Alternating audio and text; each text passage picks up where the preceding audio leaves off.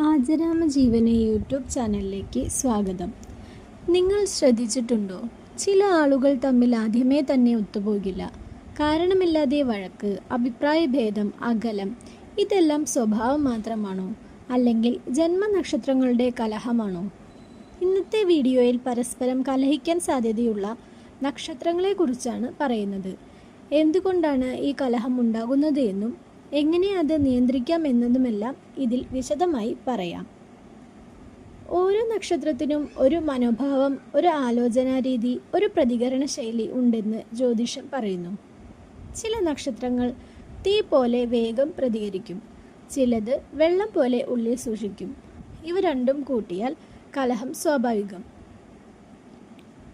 സംസാര ശൈലി പൊരുത്തപ്പെടാത്തതും തീരുമാനങ്ങൾ എടുക്കുന്ന രീതിയിലെ വ്യത്യാസവും ഈഗോ ക്ലാഷും ക്ഷമയുടെ കുറവ് ഇവയെല്ലാം നക്ഷത്ര സ്വഭാവങ്ങളുമായി ബന്ധപ്പെട്ടതാണ്. കലഹിക്കുന്ന നക്ഷത്രക്കൂട്ടുകളാണ് ഇനി പറയാൻ പോകുന്നത്. അശ്വതിയും രോഹിണിയും.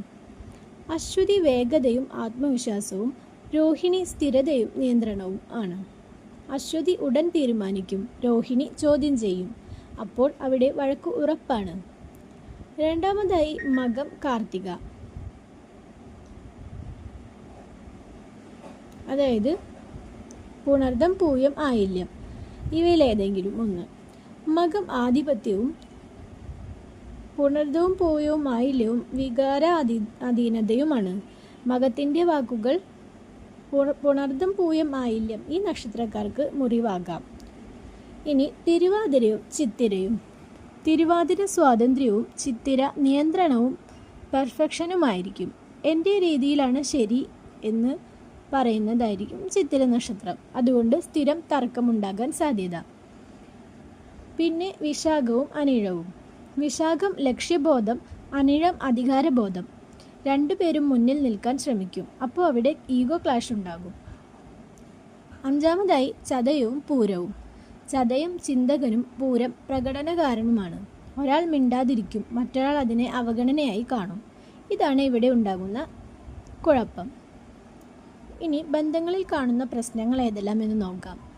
ഈ നക്ഷത്രങ്ങൾ തമ്മിൽ വന്നാൽ ഭാര്യയും ഭർത്താവുമായും, അമ്മയും മകനുമായോ, സഹോദരങ്ങളായോ, ഓഫീസ് ബന്ധങ്ങളായോ എവിടെയും അനാവശ്യ സംഘർഷങ്ങൾ ഉണ്ടാകും. ഇനി പരിഹാര മാർഗങ്ങളാണ് പറയുന്നത്.